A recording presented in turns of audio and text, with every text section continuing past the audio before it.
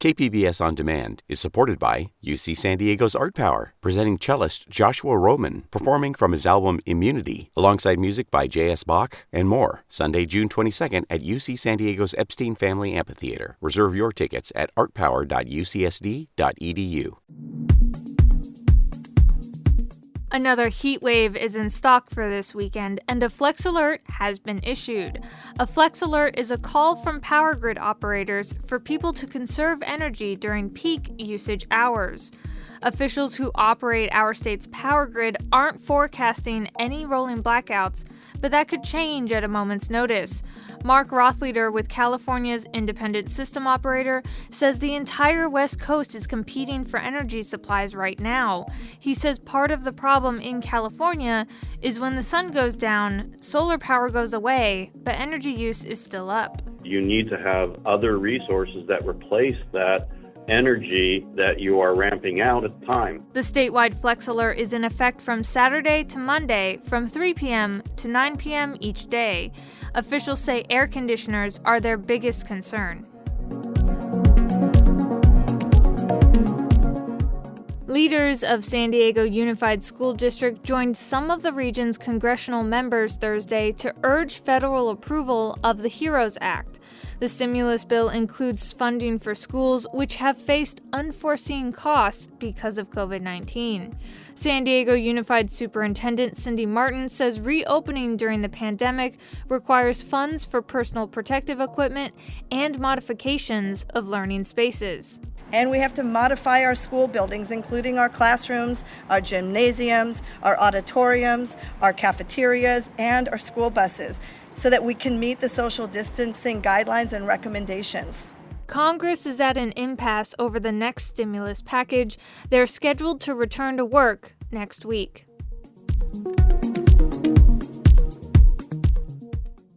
The community fridge that recently popped up in North Park is now gone. We reported on it earlier this week. The fridge was set up by some young people who got the support of the owner of Hangers Cleaners to put it next to his business, and he agreed to supply power to the fridge. But the owner, Gordon Shaw, now says his landlord told him the fridge had to go or he'd be evicted. We're told the young people behind the project are now looking for someplace else to host the fridge.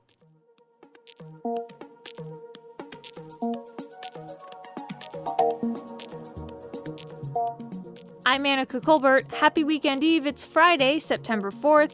You're listening to San Diego News Matters from KPBS News, a daily morning news podcast powered by everyone in the KPBS newsroom. Stay with me for more of the local news you need to start your day.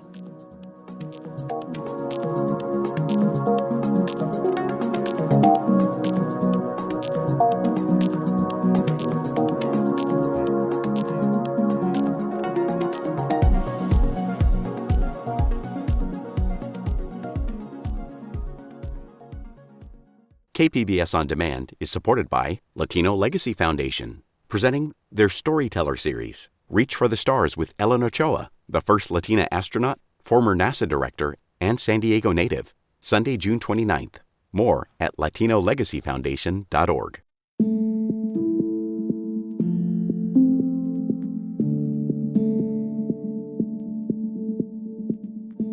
California lawmakers approved some police reform bills before the legislative session ended on Monday, but many others were left on the table. Cap Radio's Nicole Nixon looks into what happened to a few of the most high-profile bills. Senate Bill 731 would have created a process to decertify police convicted of certain crimes or charged with misconduct. Most other states have a law like that on the books. It's supposed to keep so-called bad apple cops moving from department to department. But in the chaos of the legislature's final night of the session earlier this week, it was never brought to the assembly floor for debate. Speaker Anthony Rendon told Politico that the bill didn't have the votes, but its author, Senator Stephen Bradford, says that's not completely true. We had our votes, but the Speaker wouldn't know that unless he allowed us to have our day in the sun. We had identified 31 votes with 14 leaning aye. The Gardena Democrat believes the bill was a casualty of gamesmanship between the Assembly and the Senate at the end of the session. Other bills that stalled out include measures that would have opened up access to police personnel records and restrict the use of tear gas and rubber bullets during protests. Bradford says police unions opposed nearly all of those measures. Because they said, yes, we couldn't do our traditional lobbying of going in the building, but they lit phones up. They lit members' phones up. That's all I heard this past week. In an email after the session, the president of one of California's most powerful police unions said while the group supports reforming certification laws, Bradford's bill was too far-reaching. That was Cap Radio's Nicole Nixon. A new state law and federal order will help protect tenants from eviction during the next few months of the COVID-19 pandemic. KPBS reporter Max Rivlin-Nadler tells us how these two work together and why they won't stop all evictions. Between the new legislation and the federal order, any tenant in California who can't pay rent because of the financial or health impacts of the pandemic will be protected from evictions until at least January 31st. But navigating the protections, which include paying a minimum amount and filing signed declarations with your landlord, will still be a lot of work for renters, says Greg Knoll of the Legal Aid Society of San Diego. I fear for people who are going to try this on their own and say, oh, well, I can do this. The San Diego County Sheriff's Department has carried out 66 evictions during the pandemic. 43 of those were just in the past month. Prior to the pandemic, the Sheriff's Department says it was serving over 400 evictions per month. Max Rivlin-Nadler, KPBS News. Our partners at iNewsSource are reporting that the top executive at Harrah's Casino in Valley Center says he was so against reopening during the pandemic that he quit. In a lawsuit filed this week against his former employer, Daryl Pellant says he felt compelled to resign when management ignored his fears that people would needlessly be exposed to COVID-19. No one for the casino would comment. So far, the county says 217 residents who got COVID-19 reported visiting a casino in days prior, though that doesn't mean they got the virus there. For more on this story, go to inewssource.org. Around 1.6 million Americans are impacted by type 1 diabetes. KPBS science and technology reporter Shalina Chatlani says Salk scientists have uncovered a novel strategy for treating patients with this disease, and so far, the results are promising. Type 1 diabetes typically occurs in adolescence, and it's a condition where the pancreas doesn't produce enough of a hormone called insulin. As a result, too much sugar ends up in the blood. Salk endocrinologist Ronald Evans says there are already a number of effective therapies for type 1 diabetes, but sometimes the body can reject them, or they have to be partnered with drugs. So he and his team came up with a new approach: injectable human cells that can produce insulin, and they have a type of shield so the body won't reject them. The cells begin to resemble the functioning human cell, and we then have a way to turn those cells on and become active. And when we do that, we find that these cells are able to actually rescue diabetes in diabetic mice. Evans says the human cells were not only effective in mice, they also weren't rejected by their bodies. He says that's promising and shows the cells would likely work well in human clinical trials. Shalina Chatlani, KPBS News.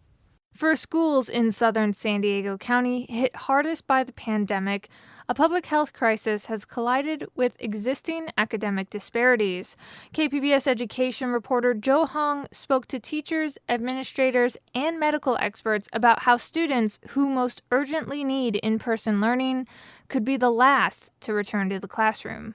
Natalie LaRosa is a teacher at Smythe Elementary in San Ysidro. She's currently juggling raising 2 children while being a full-time teacher and the president of the San Ysidro School District's Teachers Union. It's very stressful.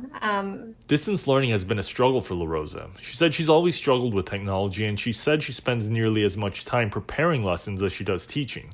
Although her life would be much easier if she and her kids could go back to the classroom, she says it's not worth the safety risk of going back to school while COVID-19 case numbers are still high in San Ysidro. Some of my students' parents have told me they've had it. I know a lot of people tell me that somebody close to them died from it, even people in their 40s that were healthy, people that in their 60s. So people are starting to know more people. And once you know somebody that passed away from it, then it's more real to you. As of September 2nd, the zip code where she teaches has had over 4,800 cases of COVID. That's more than 10 times the number of cases in parts of coastal North County. Other zip codes in South County also have had thousands of cases. But while a return to school would be more dangerous for families in these zip codes compared to elsewhere in the county, their children are the most likely to need in-person instruction.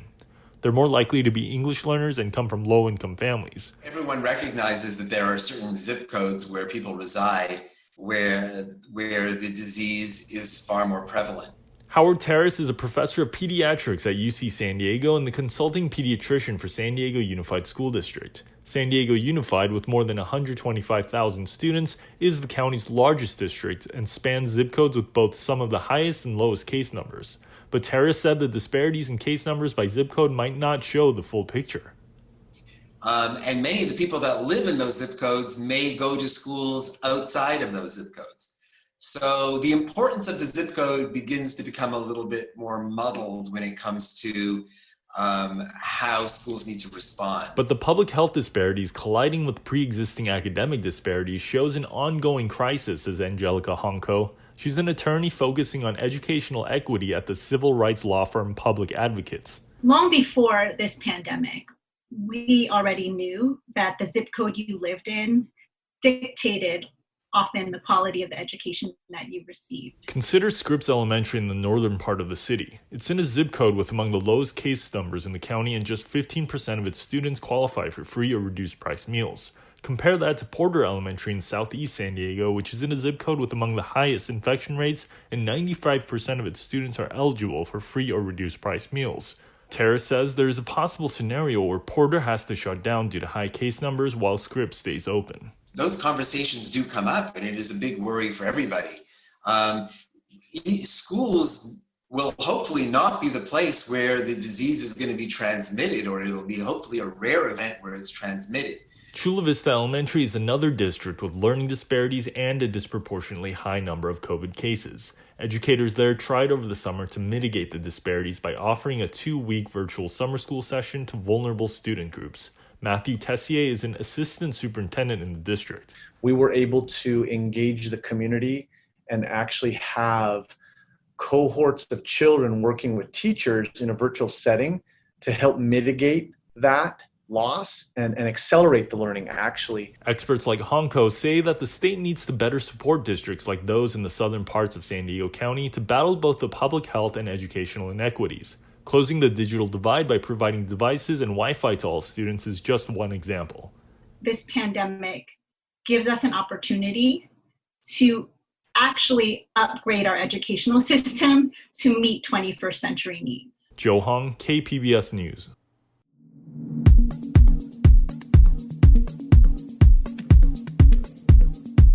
And coming up on the podcast. And we have a new poll that shows that it's very close, almost dead even, and she actually has a small lead, about 3%. The race for San Diego mayor is getting tighter. We have a roundtable discussion on the latest news on the race between candidates Todd Gloria and Barbara Bree. That's up next after this break.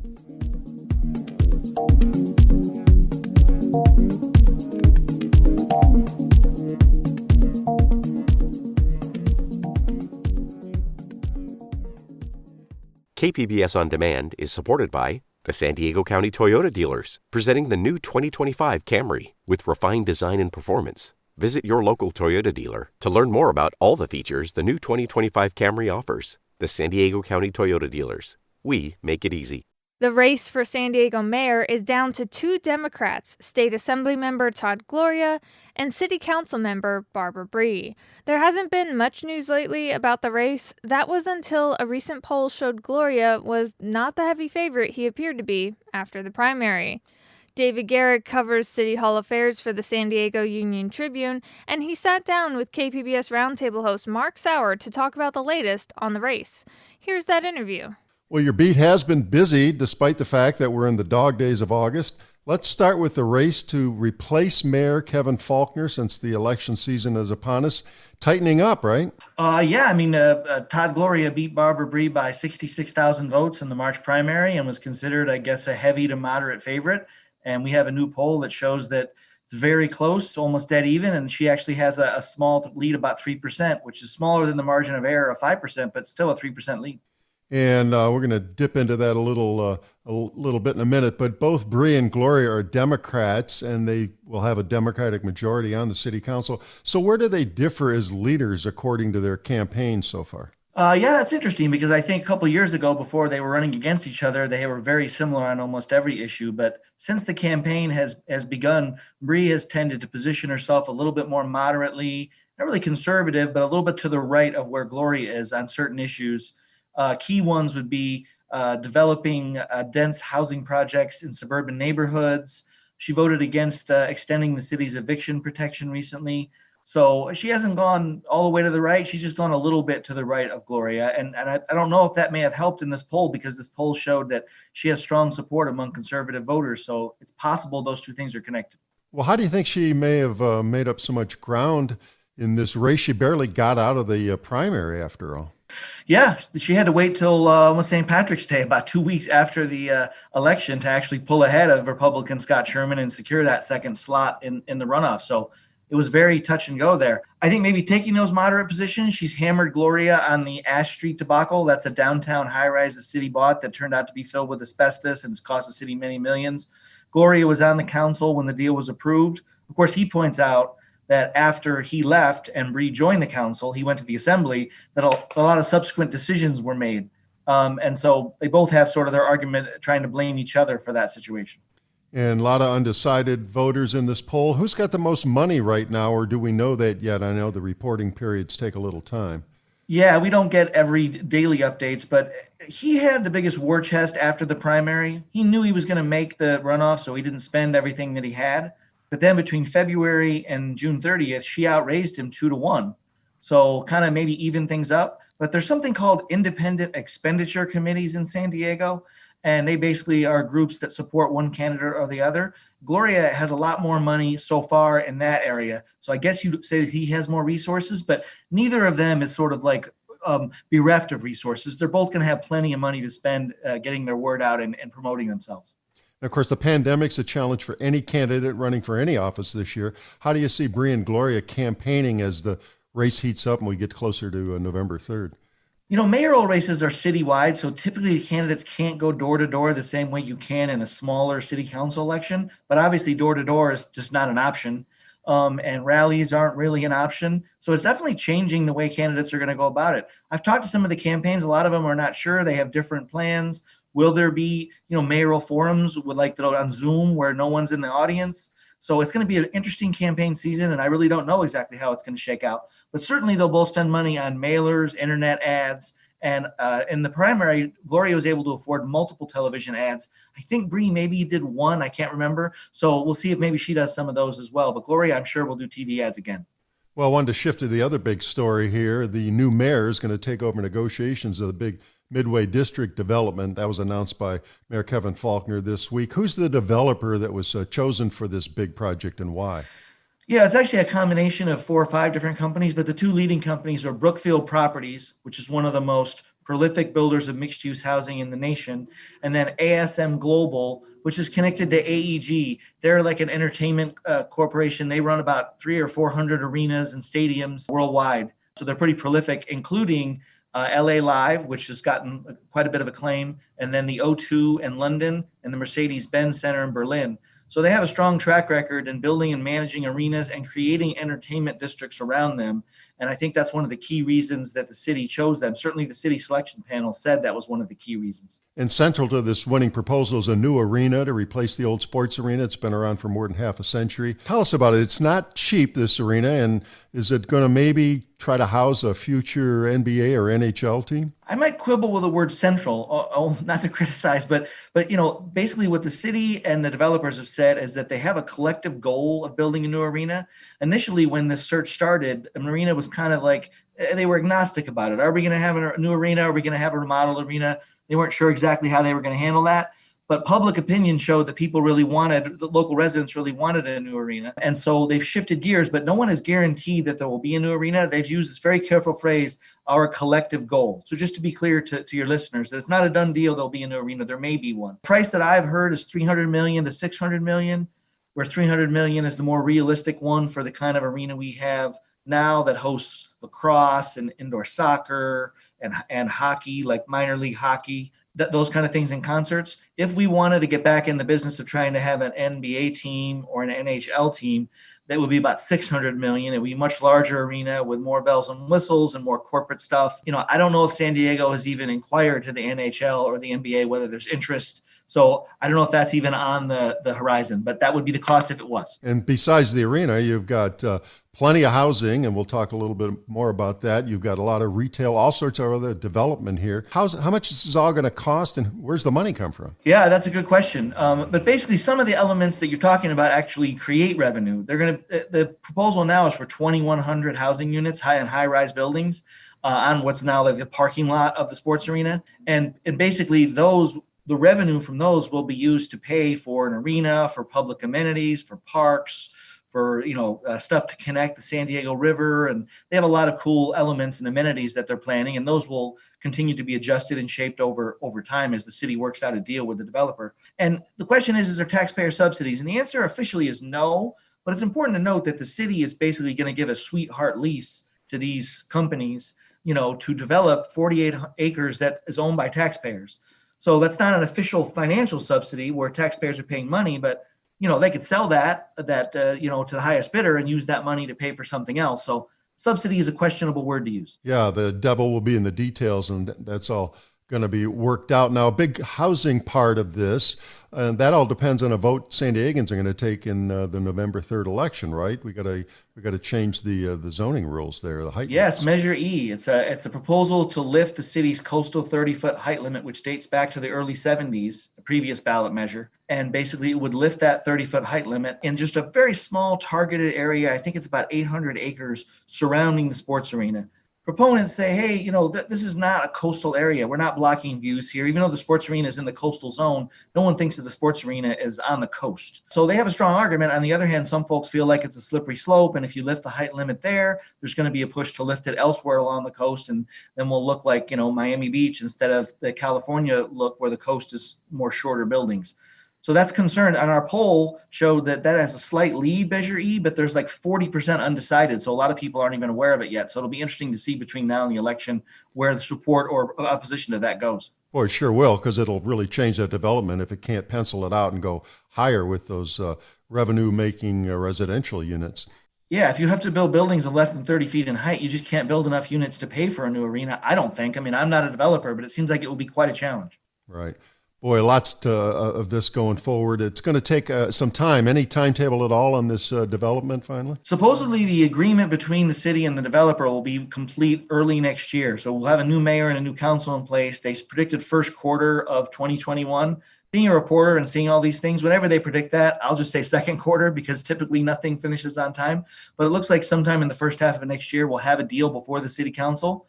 If they prove that, then I guess construction could begin relatively quickly. But I've heard 8 to 10 years to build the whole enchilada, to build the arena, build all the housing, get everything in place. Now, maybe that's a pessimistic view. Maybe it could be 4 years. But it's not like we're going to have a new arena in 2022 or something. That seems unlikely to me. That was David Garrick of the San Diego Union Tribune speaking with KPBS Roundtable host Mark Sauer. To hear the full roundtable, you can catch it today at noon 30 on KPBS Radio or listen to the KPBS Roundtable podcast. That's it for San Diego News Matters today. Thanks for listening and have a great weekend.